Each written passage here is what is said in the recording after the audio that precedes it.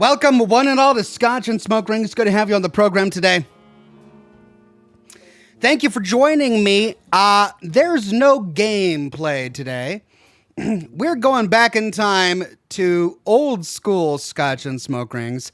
If you watch some of my earlier videos, like when my episodes were in the double digits instead of the triple, I didn't play video games during my show. I only started playing video games during my show at the request of viewers who wanted to play with me. And I would play Hearthstone with viewers and other competitive games because they would want to challenge me to a duel. And then that evolved into playing like single player RPGs and then horror games as we've been doing recently. But my computer's on the fritz. Yeah, I figured it was about time to go send it to the shop. Okay, that's really loud.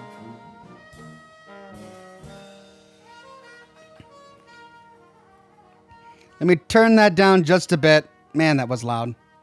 Anyway, I decided to get some professional help. I previously took it to a shop, and they couldn't figure it out. So I sent it to another shop, and they're looking at it right now. They're probably going to get back to me on Monday. So no gameplay today. It's just me. We're going to talk.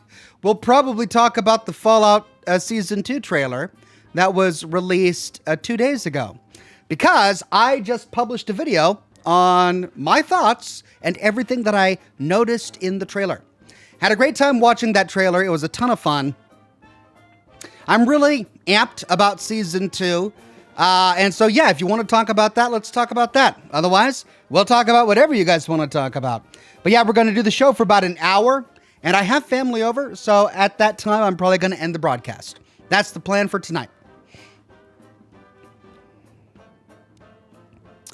Good to see everybody in the chat today. Paladin Dance's girlfriend, Automatic Beats, Alt Grendel, Wyoming Homesteader, Tim Payne, Rachel, Toxic Sean, Ant444, The Vivid Kiwi, Wade Speakerman, Laneberry, and it's Toxic Sean with the first super chat of the day. Friday off Oxhorn Day. It's been so long. Hello, Ox and chat. Hello there, Toxic Sean. It's good to see you back on the program. Hope you've been having a good time. It's good to see you again. Eric Rodriguez, a member for 41 months and a silver Ox, says, "Hey Ox, I hope all is well. I'm still a fan, even though I can't stay late like I used to. Cheers." Hey, that's great. That's fine. Like, we've all got lives. We've all got busy lives. You take care of you and yours first. And if you ever have time again, you are, of course, always welcome on the program. It's good that you stopped by. White Fang, a member for 72 months, says, "Are you looking forward to season 22 in Fallout 76? Moderately. I'm always open to more Fallout 76 content. I enjoyed the fishing update. I was frustrated by the fishing update. I enjoyed the Ghoul Within update. I was frustrated by the Ghoul Within update.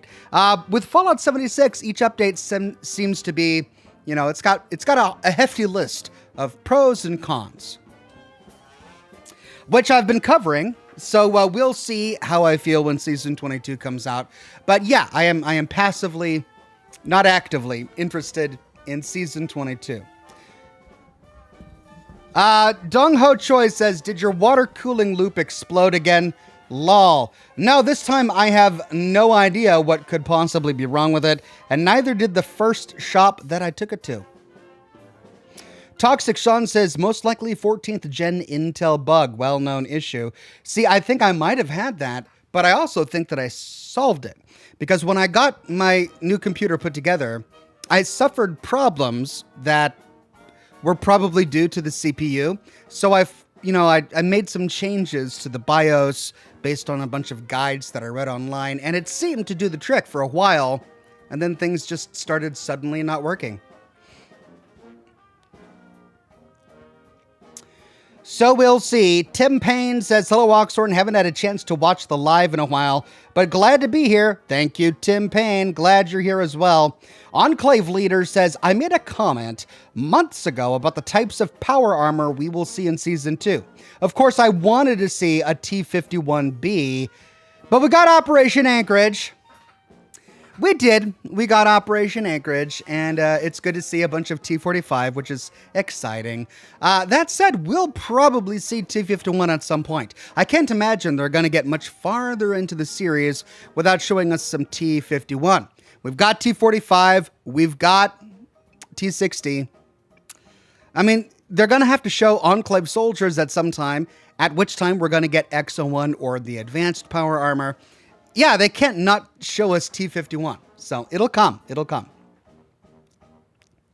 The Vivid Kiwi says Brotherhood of Steel East / West Coast Civil War. Yeah, so I saw all the comments in my recent video about that.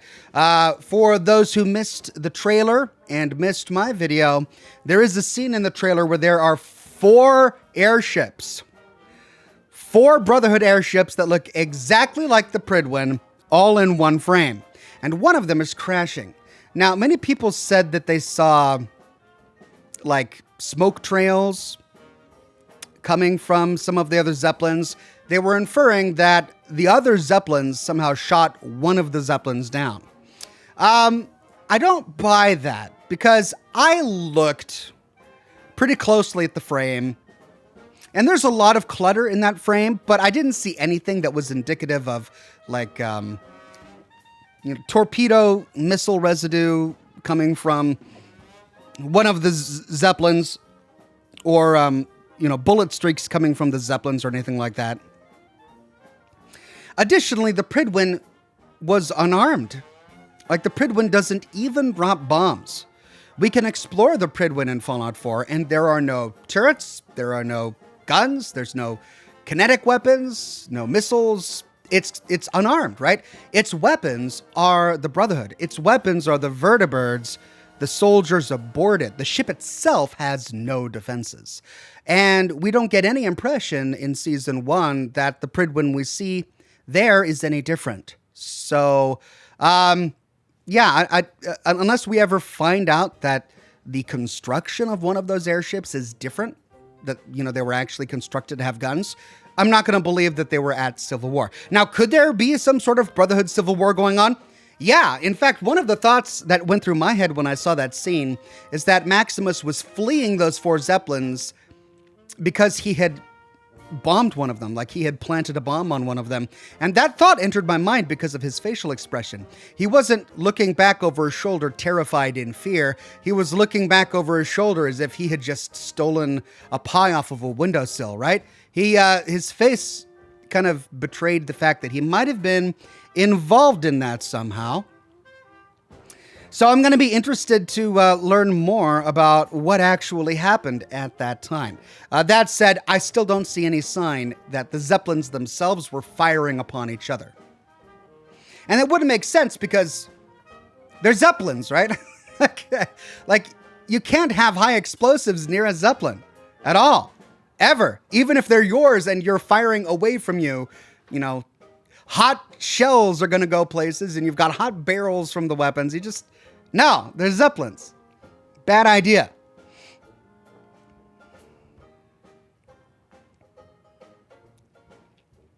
Okay, wow.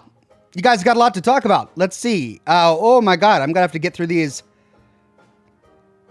Holy cow. Okay. Well, I definitely can't linger on each comment. Alt Grendel says, hey, Oxhorn, did you know that Elton John has a dwarf rabbit he takes with him to the gym workouts? He has a dwarf rabbit that he takes with him to gym workouts. It's a little fit bunny.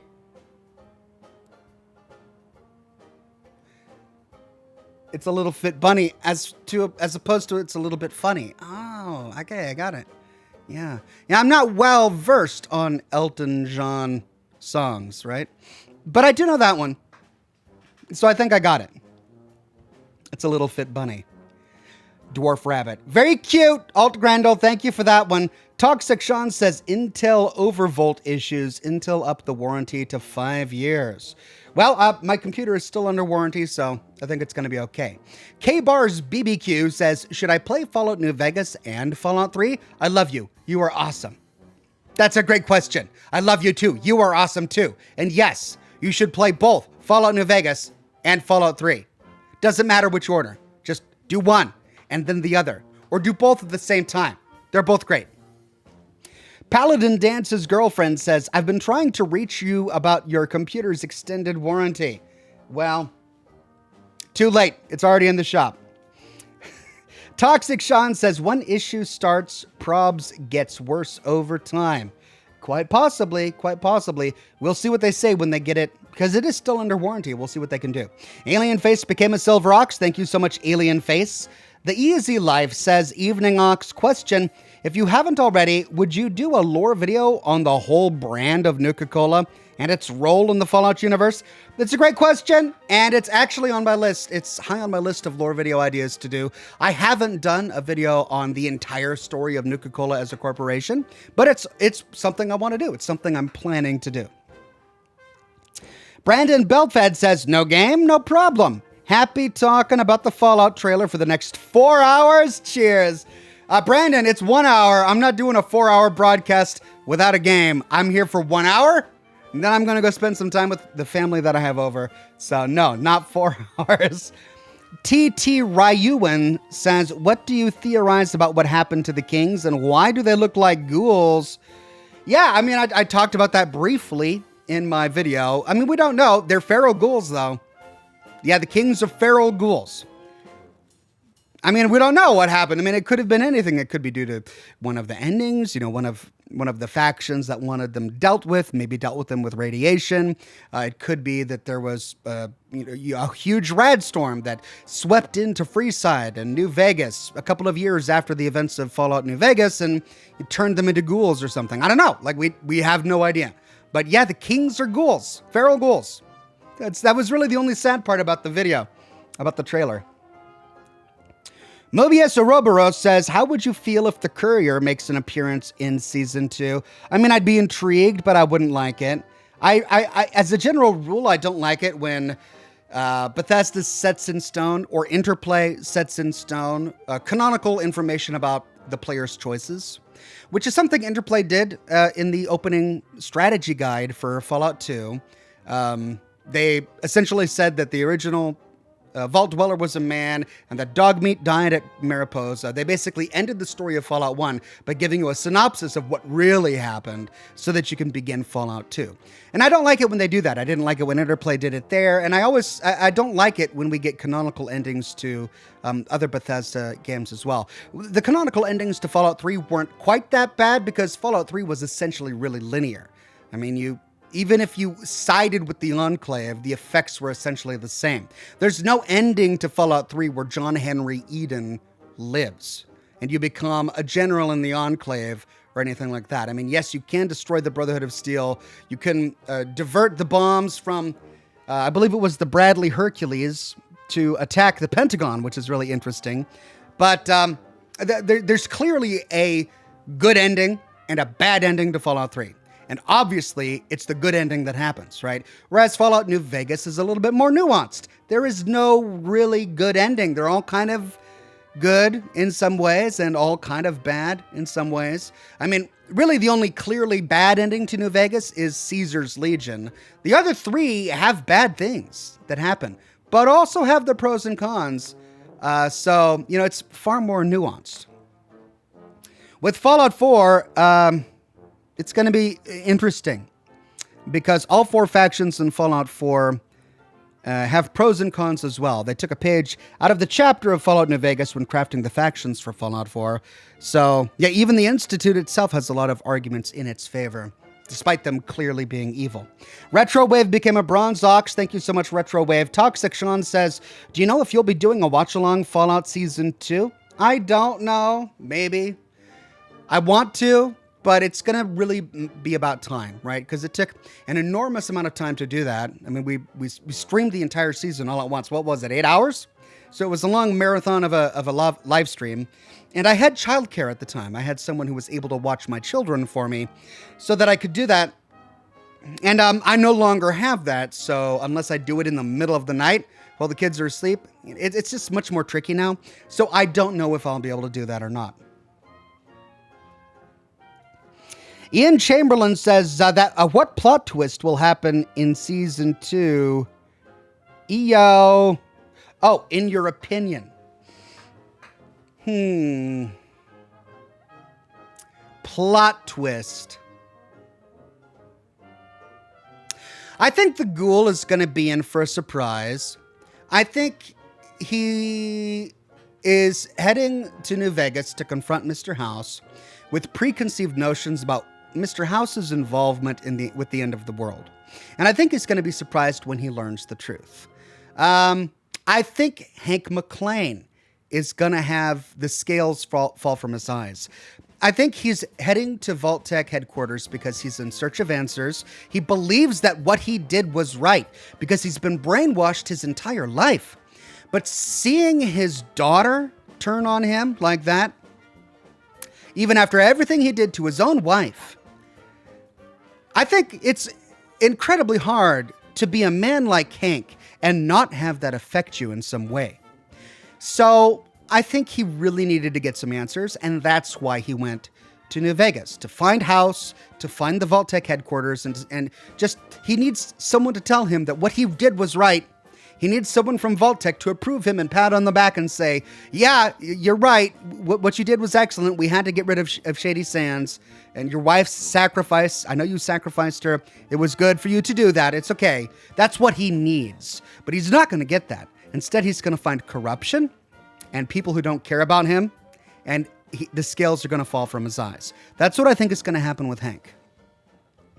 In terms of Maximus and the Brotherhood, gosh, I really don't know. I do think there's going to be some sort of civil war because Quintus made it very clear at the end of season 1 that he wants power. And, Arthur Maxon isn't the kind of guy who's just going to say, okay, so something's going to happen, right? I don't think Arthur Maxon wants to take over the entire Brotherhood. I think he's perfectly content ruling the East Coast. But Quintus is the kind of guy who wants to take over the entire Brotherhood. So he's going to have some sort of conflict with the Mojave chapter and with the other Eastern chapters. My brother is here. He's taking the lighter to go light a fire. Thank you. Thank you. Have fun. Bring it back. I got my cigar. Hold on. I need to catch it from fire again. Hold on. You shouldn't be smoking that much, Dad. You smoke a lot. Maybe too much. There. It's right there. Stop smoking. Have fun. My brother and his kids are over. And they're going to go light a fire outside and do s'mores and stuff. So yeah, I've got an hour. And then I'm going to go join them. Where was I? Yeah, plot twists. That's where I think we're going. I think I hit everything. Mike, a member for 29 months in the Bronze Ox in the chat. Thank you very much, Mike. Oh boy, I keep on. You guys are really chatty today. Holy cow. Okay, where was I?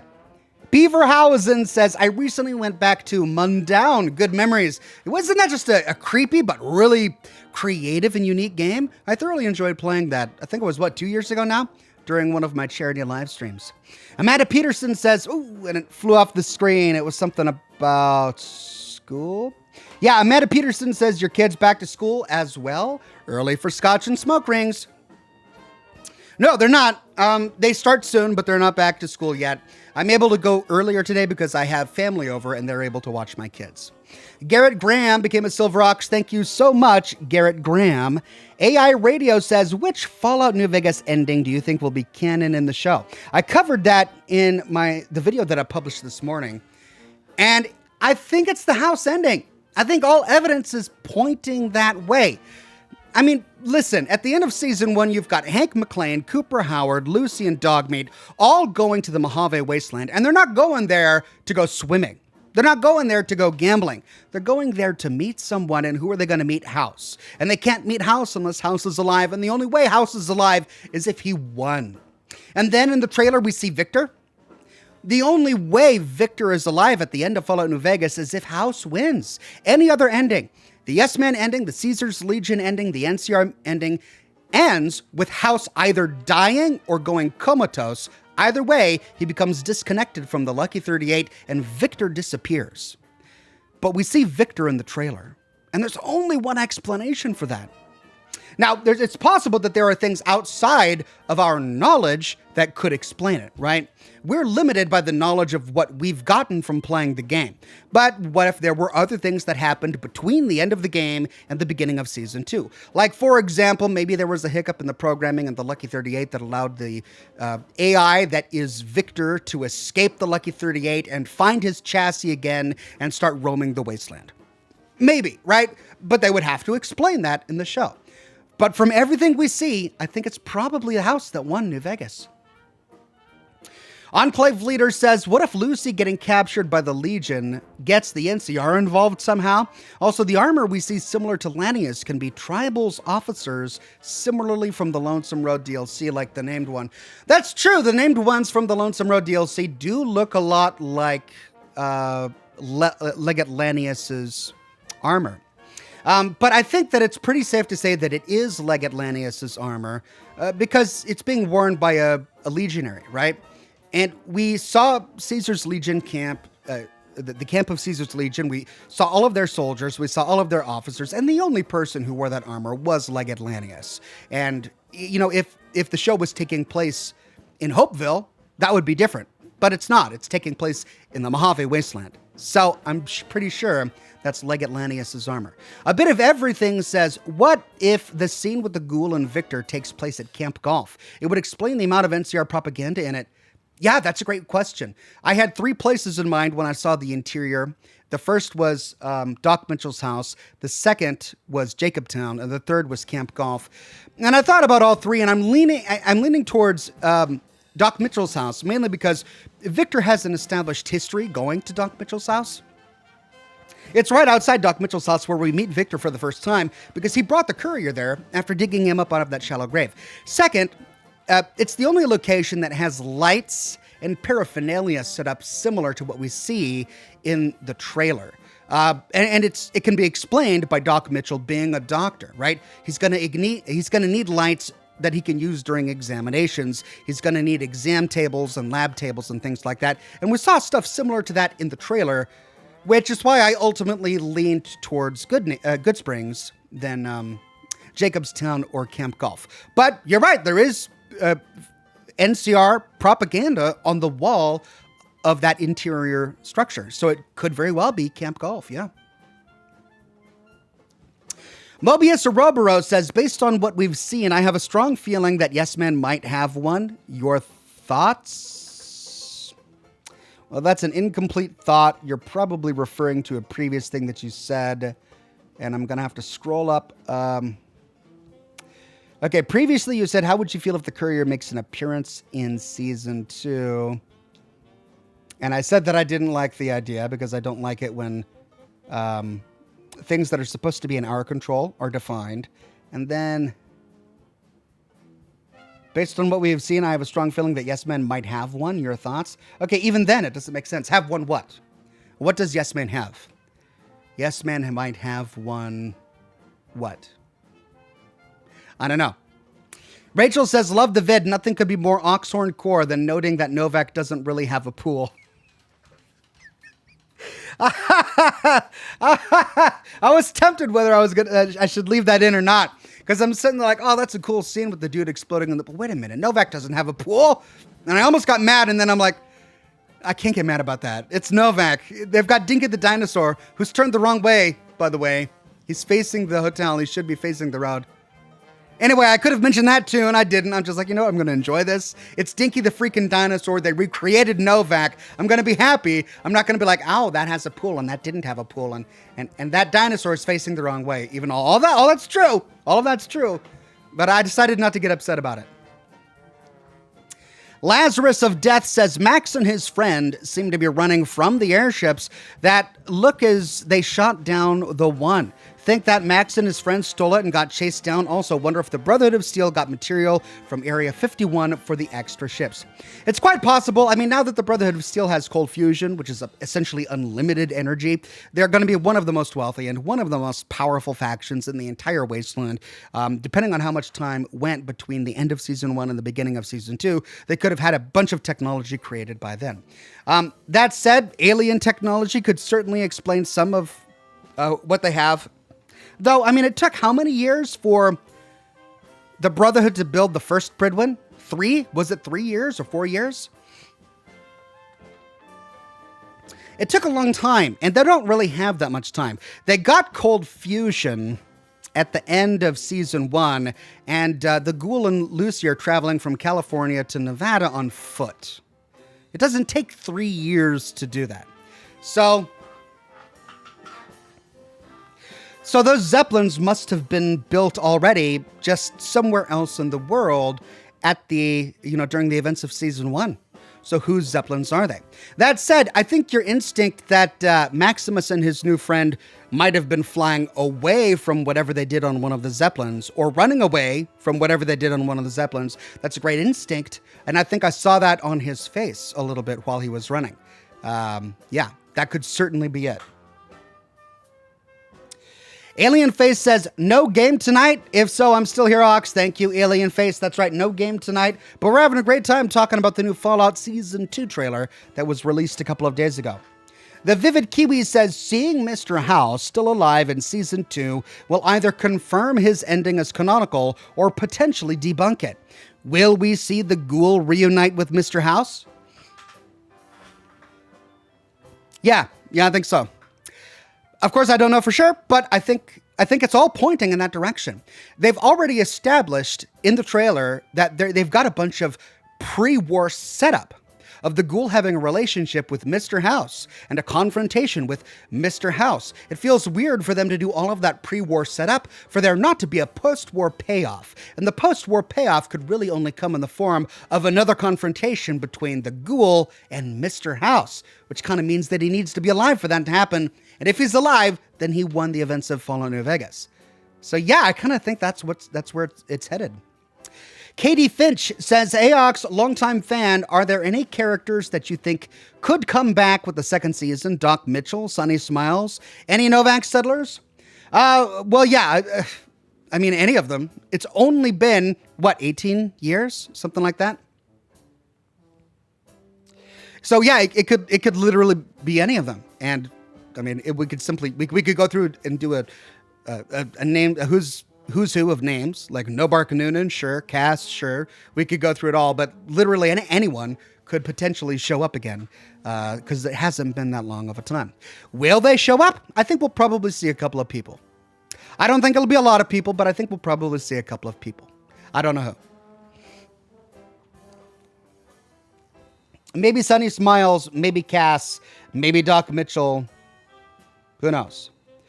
Wouldn't it be cool to see Raul? Alt Grendel says, has Fallout ever had a companion animal other than a dog?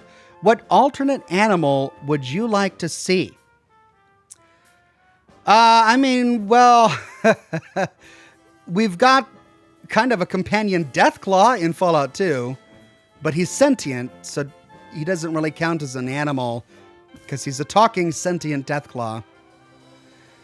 There's Rex, the robo-dog. So he's a cybernetic dog. He's kind of a dog, but not really. There's the Vault Boy in Fallout Tactics. He's not a real person. He's like a living mascot, which is weird. But yeah, you can get the Vault Boy as a companion in Fallout Tactics. Watch my video on special encounters, and you'll see that. So I think that's all I can think of right now. Mark from Sales says the trailer is exciting / frustrating, but the great news is we all get to discuss and share our thoughts together in a safe, family-friendly place. This is not a family-friendly place. I play mature-rated games here. I know what you're saying, though, right? We're all good company. We're kind to each other. But I'm smoking a cigar and drinking rum.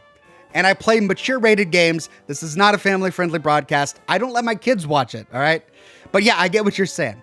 The best place to do that is at Ponte's Pizza. Come on down for our crackin' deal. Another reference to Killer Frequency. Thank you, Mark from Sales.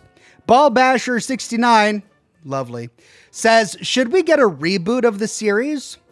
No. A reboot of the games? No, I typically don't like reboots. Maybe a remaster, but not a reboot. No. Mark from Sales gifted 10 Oxhorn memberships to the community. Thank you, Mark from Sales. And congratulations to Carl Anderson. Try again, brag. It's Stassi, Elder Dark Wolf of the North, Steph,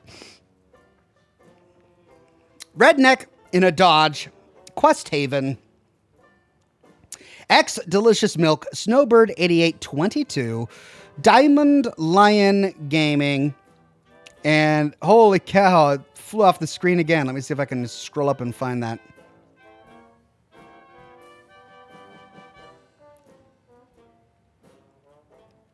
I think I got them all. Cleansed in Fire says, I know it wasn't fiscally the best for you, but man, do I miss watching your weekday streams. I mean, it brought us Ox Red Dead, among many others. I miss them too. I thoroughly enjoyed my time doing them. But yeah, they didn't pay off, and so now I'm just doing lore videos. Thank you very much. But I do miss them. I miss playing all of those games and having a daily time with all of you. But, you know, we still have this. We still have the show.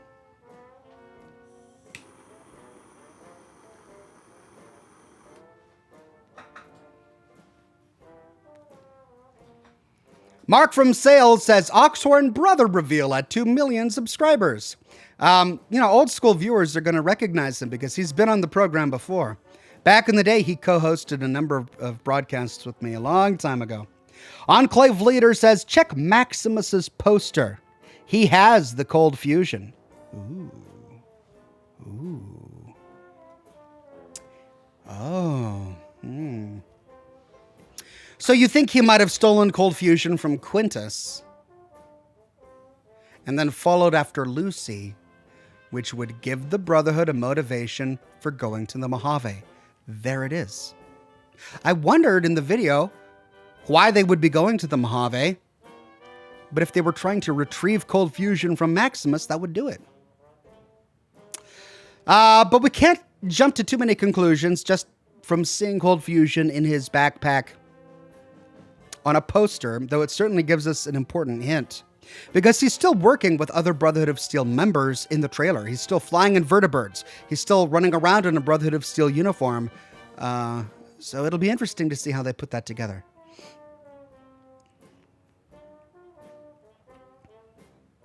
Toxic Sean says, you smoke too much, Dad, and your eyes roll back. Ha ha ha, yeah. See, the thing is, I raised my kids telling them the truth about smoking, that it's not good for you. And so now that they're teens or tweens, they're like, Dad, you should stop smoking. I'm like, I told you that. I'm the one who taught you that smoking is not healthy. I don't need you to tell me. They get on me all the time, especially my son. Jason Fisher says, good evening, Ox. Just got home from my honeymoon. Could I get a smoke ship to commemorate it? I'd like Chloron, Staghorn, and Oxhorn riding Wave Grazer, throwing bacon balls at all the hipsters. Wow, you were pulling out references to all parts of my life there. My novel, my World of Warcraft machinima. Okay, here we go.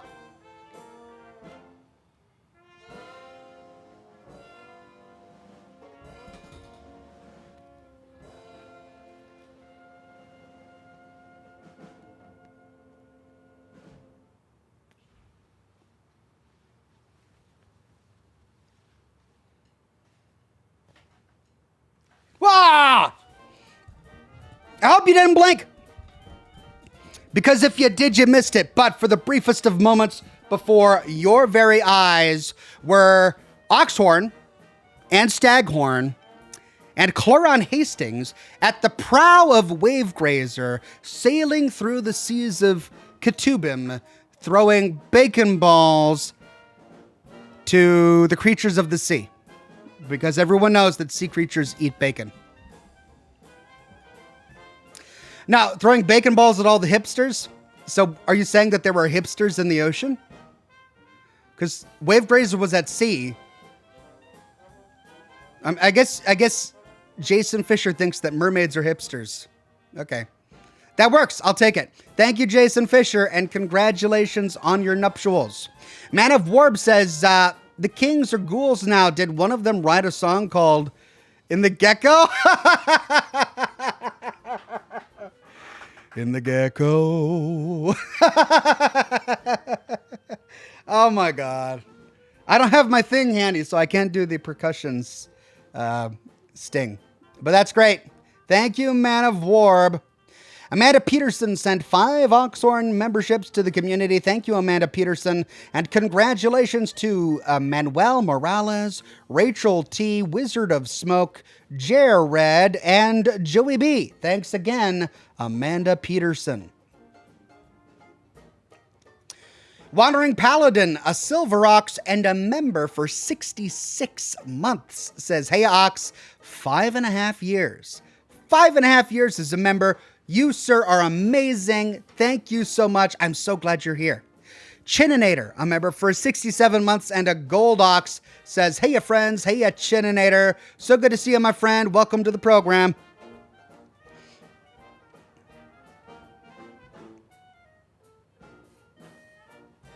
Scoopy Snoopy says, hi, Oxhorn. How are you today? Just up, Glade. I can catch you live. Just up. Okay, I guess just up late. I'm glad I can catch you live. Awesome. Thank you, Scoopy Snoopy. Good to have you on the program. I am early today, a little bit early, because I had childcare today, which is great. But it's good to be live.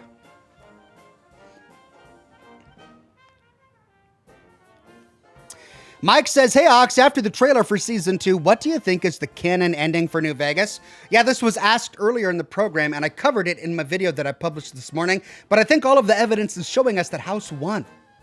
House wasn't my first pick. As I said at the very end of my series on the full story of Fallout New Vegas, I did ultimately choose the NCR because ultimately I think having more people with power is better for more people, right?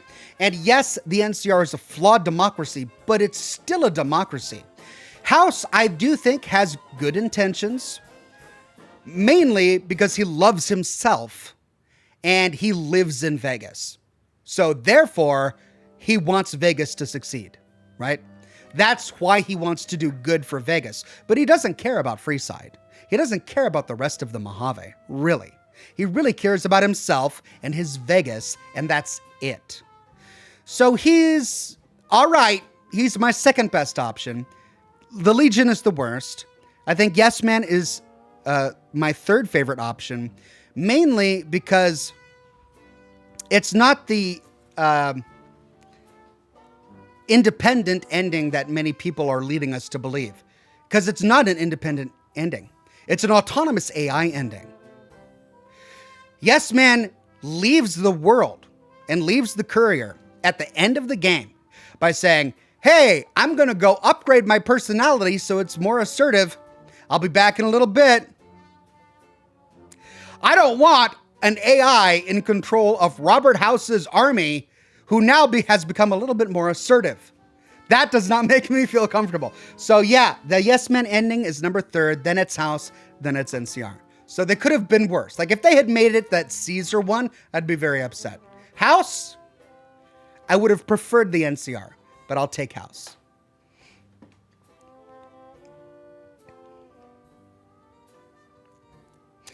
Greg Hinojo says, hi, Oxhorn, and happy Thursday.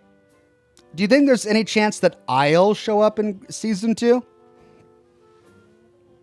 I don't know, will you? Are you like an extra? Or are you an actor and you're just not telling me and I didn't know about it? The only one who knows if you're going to show up in Season 2 is you. So don't make us play guessing games. Are you in Season 2? Let me know.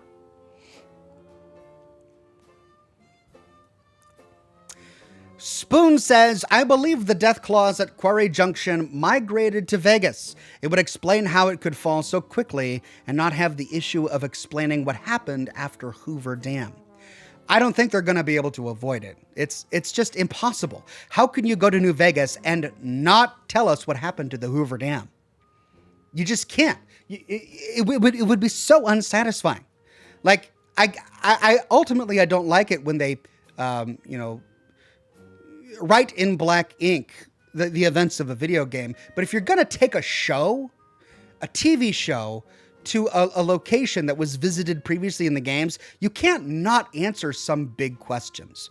And one of those big questions you have to answer is who won the second battle for Hoover Dam? Because the ramifications for that battle are widespread and huge. They stretch all across the Mojave, and we're going to see clear ramifications of that choice in the streets of New Vegas. You can't visit New Vegas without knowing what happened to Hoover Dam. So they can't avoid it. They can't tiptoe around it. They're going to have to tell us. And if they do try to tiptoe around it, it's going to piss me off, and I'm going to call them out on it. Alt Grendel sent 5 Oxhorn memberships to the community. Thank you so much, Alt Grendel, and congratulations to... It flew off the screen again. Goodness. All right, I've got about 20 more minutes. Holy cow, has all of that happened? I'm trying to find your comment. All right, well, thank you very much, Alt Grendel. I can't see the names. Ranker1138 says, this joke works better if you're British, but did you know 69 isn't the naughtiest number? It's actually not. Not. Okay. Because 0. Or Z. Right? That's what you British people say? Okay. Enclave Leader says, what if Area 1 is the facility Wildzig left from? Impossible. Impossible, because they were up in the mountains. And Area 51, according to the trailer, is in sand dunes. We got the impression that the mountains that Wildzig was in were cold. I think we even saw his breath. It was so cold there. So I don't think it could be Area 51. That Colin guy says, I know World of Warcraft isn't your jam anymore, but did you see the Midnight trailer? Cheers, Ox. Sadly, no. As you say, it's not my jam anymore, and it hasn't been for over a decade, so I'm not really up to speed on everything going on in World of Warcraft these days. Michael Soltero says, what's it like as a full-fledged connoisseur / ambassador for Fallout? How did you find a career in dwelling in the lore of the Fallout universe? How did it all start? And how's it going? Well, Michael, you're extremely kind. I wouldn't call myself an ambassador necessarily, but I am passionate. I'll put it that way. It's a hobby that I love, and I'm passionate about it, and I share that passion publicly, which thankfully other people also have that passion. And it started by me just making videos and publishing them. I just hoped someone would watch them, and people did. And it's going well. Thank you very much, Michael. Random Wastelander says, what's your instrument? Trumpet. I was raised playing the trumpet. It's okay. I don't mind it. I'm all right at it. I like it. But when I became an adult, I started playing the penny whistle just for fun. And I thoroughly enjoyed that. I guess I would say that's more my instrument. But I haven't played it in a long time, so I'm really, really rusty. Thomas McCormick says, cheers. Cheers, Thomas McCormick. TT Ryuan says, are you curious to see if they include Nightkin? I kind of am, lol. I guess I'm passively curious, but I mean, they haven't even included super mutants yet. They went through an entire season and we didn't see one, which is crazy because you can't pass a corner in the Capital Wasteland without bumping into a group of super mutants. And yet we went through an entire season without seeing one. Maybe things are different in California. They're certainly different because of the Master's Army, right? But I think that if they do introduce the Nightkin, they're going to have to do it later in the series, mainly because it's going to take a little bit of explaining. Because there are still some people who don't really understand the Nightkin. They're super mutants, but they're not exactly like all of the other super mutants. They're a special kind of super mutant who was part of the Master's, Night Guard, and he gave them stealth boys to use, which they got addicted to, and it changed the color of their skin and caused them to become, crazy. So you'd have to find a way to cleverly explain that. I doubt we'll see Nightkin. A bit of everything says, I just looked at the Ghoul's new poster and you can see a destroyed Securitron with Victor's face on it. Oh no! What if this means that the Ghoul destroys Victor? Oh no! I mean, part of me would be sad, right? I mean, I've got nothing against Victor. Sure, he's a patsy for House and he just does what House wants him to do and he turns against you if you turn against House, but he was one of the first people who treated us right when we got out of Good Springs, and he saved us from the graveyard. If it weren't for him, we'd probably still be there. So, I'd be sad if something happened to Victor. Cheng Yang says, Ox, if you're a non-Legion member, will you use their Denarius and Aerius Legion's silver and gold coins, despite their reputation? I mean, it would depend on whether or not I'm trading with the Legion, which most people who are emphatically against the Legion won't do. If the coins are made out of actual silver and gold, then the value in the coin is not the name of the coin. It's not the face that's stamped into the coin. It's the material the coin is made of. And you'd be stupid to just not value it because it's called something, right?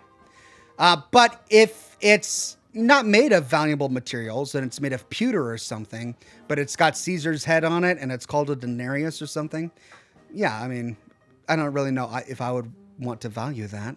But there are a lot of people who just don't do business with the Legion at all, like Cass. And I think there are a lot of caravanners like that. Retro Wave says, I'm really hoping to see some super mutants this season, or maybe Thaddeus turned into one. So am I. We haven't seen anything like that yet, but I'm eager to see it. Austin Overig says, do you think the Enclave will be in season 2?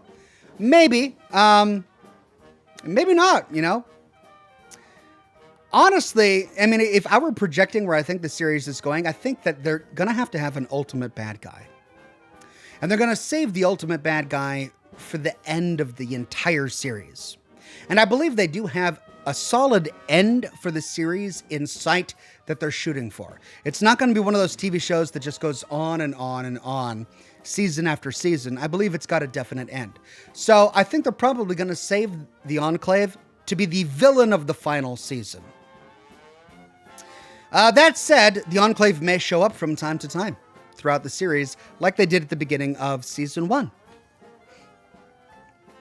Sean McElroy says, I was thinking the butterfly effect that kicked off the bombs was actually Roger Maxson finding out what was going on at Mariposa with FEV. Thoughts?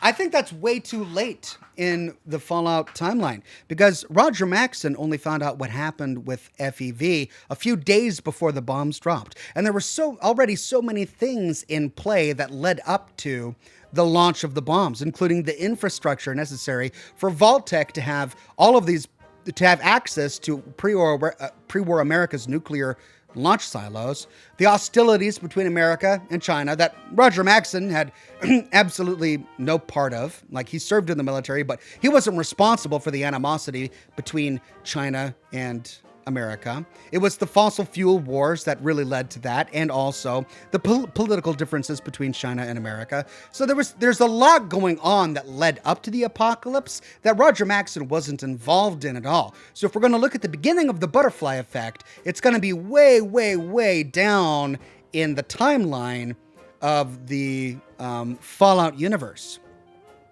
Which is an interesting idea for a video. One of these days, I really will need to sit down and do a video on that topic. It's something I've been meaning to do for a while. Gabriel Martin says, hi, Ox, no game? Nope, my computer's in the shop, which is why I'm broadcasting at an odd angle today. My streaming rig is in the shop, so no game today. Or my gaming rig is in the shop. My streaming rig is okay. It's right here. Judy Cryan says, I read that Bethesda didn't want to give a canonical ending to New Vegas.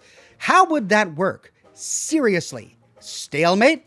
Pull back from both? Because maybe the bombing of Shady Sands and the death of Caesar? It's 15 years after, so a lot could change. Yeah, I think it's impossible to set a show in New Vegas without having a canonical ending to Fallout New Vegas. I haven't heard anyone from Bethesda saying that they're trying to avoid that. Maybe they did, and if they did, maybe you can point me to an article where someone was quoted as having said that.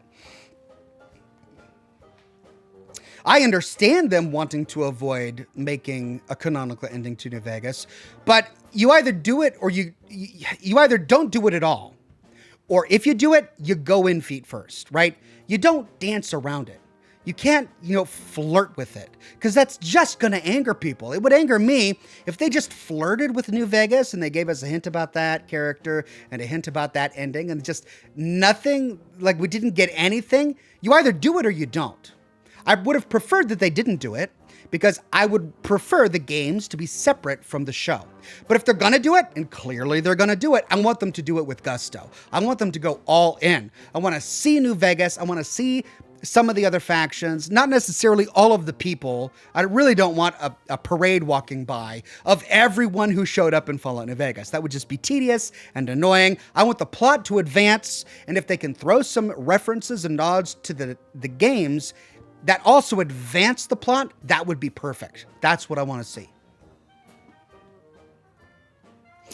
Ranker 1138 says, you know what game you could play? Minesweeper. I have done that before. This is true. Yeah. But I'm back to playing one game a week, and I've already played Minesweeper on the stream. I don't want to do it again, You'd get bored. Lazarus of Death says, I wonder if the tunnelers made it to New Vegas from the Divide. And I think the Enclave facility where Wilzig is from is on the East Coast, hence the Pridwin. Well, okay, so let's start with the Divide. Yeah, the tunnelers from the Divide were a serious threat, and one of the endings to the Lonesome Road tell us that the tunnelers move into the Mojave and ruin the Strip and all of that. So there's definitely a threat there. They're not that memorable, though. So I really don't know if they're going to be something that, like, it wouldn't feel right for them to just pull out, this strange esoteric monster that was mentioned once in one DLC for Fallout New Vegas is really the cause of all of this. That really wouldn't be quite as satisfying as something political, something that every player dealt with while playing the primary plot of Fallout New Vegas. That would be much more substantial. And so I think that's probably what they're going to do. Now, as for Wildzig being from the East Coast, hence the Pridwin, I'm sorry, I completely disagree, because I don't think any of those things connect logically at all. And the reason, there are so many reasons. Okay, first, we see him in the mountains. Yes, there are mountains on the East Coast, but there are mountains in Northern California as well. So there's no reason for us to think that Wildzig came from the East Coast because he was in the mountains, right? So check that off. Second, yes, the Pridwin comes from the East Coast, but the Pridwin can fly and Wildzig can't. Yes, Wildzig could ride on the Pridwin, but the Pridwin is for Brotherhood of Steel, and Wildzig is a member of the Enclave. So, again, no. Additionally, the Enclave had an established presence on the West Coast, and they were completely eradicated from the East Coast, with a few pockets of people who survived, but very little organizational structure.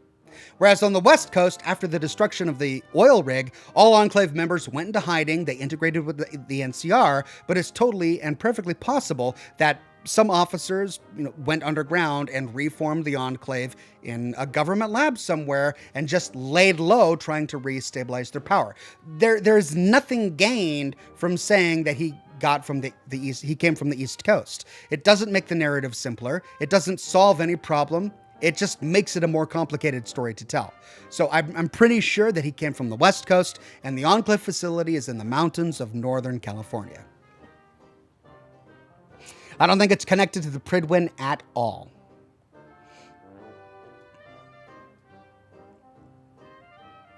Well, I take that back. I mean, I think that the Pridwin came to Northern California because of cold fusion. I think that they were interested in that technology, and that's why they notified the Brotherhood of Steel in Northern California, and then the Prydwen arrived as well. But I don't think that Wildzig was riding the Prydwen. But the airship could certainly have come looking for Wildzig.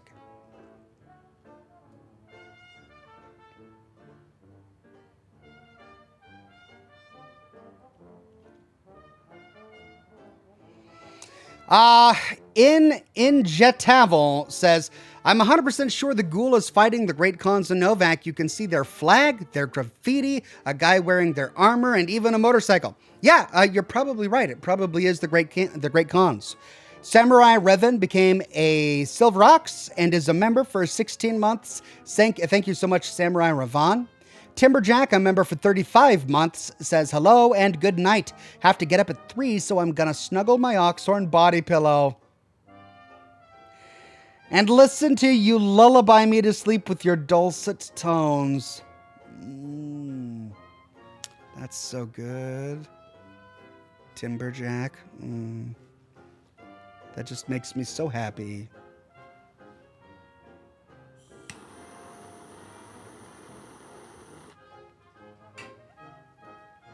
Thank you, Timberjack. Enjoy the dulcet tones. Brother Mike says, who do you think won the battle for Hoover Dam?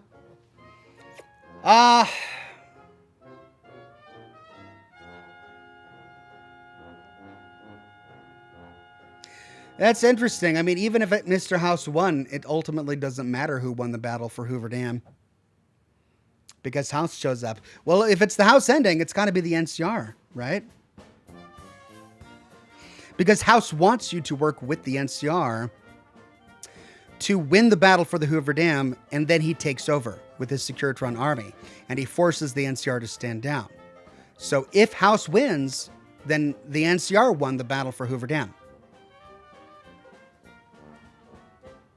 Samurai Ravan says, hey Ox, it's Stassi and I moved into our first apartment together and watched you tonight. Cheers. Also looking forward to season 2 of the Fallout show.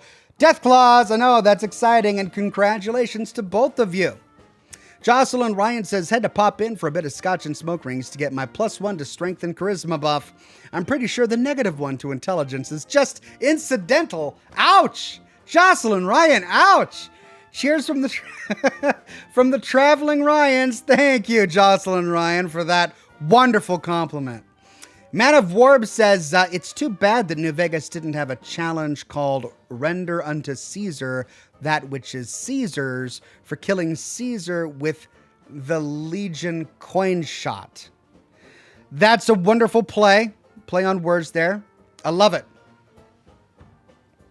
A reference to the Bible that is a play on words because you're giving the coin back to Caesar. It's great.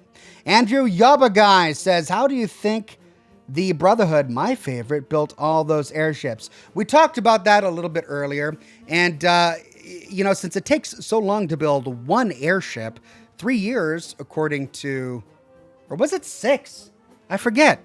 It was like 2 years on the planning stage alone, and then 4 years to build. I think it was 4 years to build. Anyway, if the Brotherhood on the East Coast, after being victorious against the Enclave, it took them 4 years to build one Prydwen, then even if we use that number, that's 4 Prydwens, each taking 4 years to build. There's no way those Zeppelins could have been built between the events of Season 1 and Season 2. They must have come from elsewhere, right?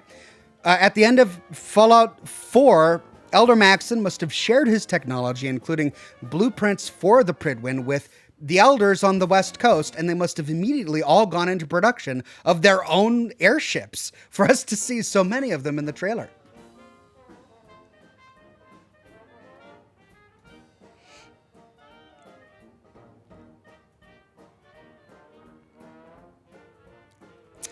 Banana Blitz says, what if House's plan failed and people rebelled, so he had to basically nuke everyone, and that's why there are feral ghouls near the strip? I mean, it's certainly possible. House has been clear that he really only cares about Vegas. He doesn't care about Freeside. He doesn't care about his neighbors. He could care less what happens to the kings, right? But I also don't think that it's necessary for that to happen. Like, I think that the ghouls, I think that the kings becoming ghouls can be explained in a variety of different ways without needing Mr. House to become, you know, a war criminal, right? So, we'll see. Liberty Prime says, does the trail give us canon ending to New Vegas and Fallout 4? Or at least canonize Fallout tactics? I'm nervous how they will touch New Vegas lore. For example, the kings as ghouls, not to no mention of the Master. Fallout Season 1 gives us a canonical ending to Fallout 4. At least it gives us 2 possible canonical endings to Fallout 4, either the Brotherhood ending or the Minuteman ending.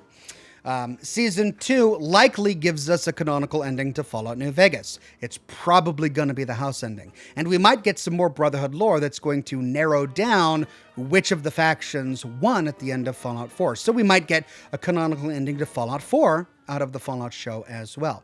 In terms of the Master, you're right, there has been no mention of them yet. But then again, there hasn't been super mutants either. And the Master is intrinsically tied with super mutant lore. So perhaps there just hasn't been an opportunity to talk much about the Master just yet.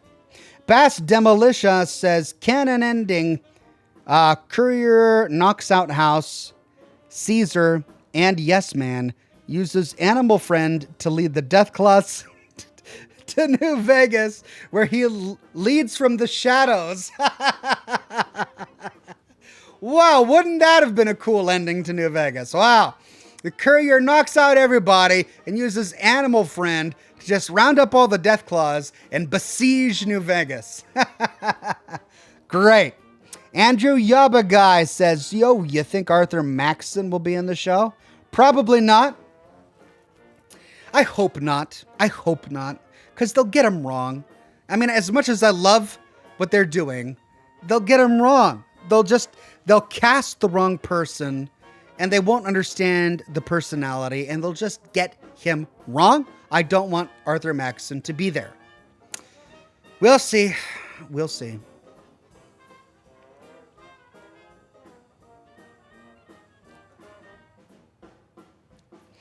Cheng Yang says, hey, Ox, I'm going to make you jealous. Tomorrow I'm meeting Courtney Taylor, the voice actress of the sole survivor from Fallout 4, and Ada Wong from Resident Evil 6. I'm familiar with Courtney Taylor. Yes, I am very jealous. You're going to have a wonderful time, and I wish you the best of luck. I hope you have a wonderful conversation.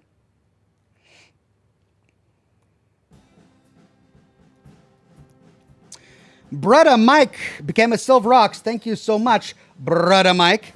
Alt Grendel says, I know. Fallout 5 should be in Louisiana. It's already a wasteland.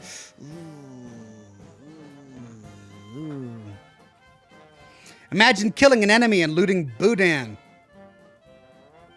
Yeah, Fallout in Louisiana, that would be interesting. It would certainly be interesting. Well, I can't believe it, but I actually got to the end of all of your super chats, and we're 3 minutes over my time limit. So I've got family over. They're doing a fire. We're going to do s'mores and all of that. I'm going to go hang out with the family and tell ghost stories and all that jazz.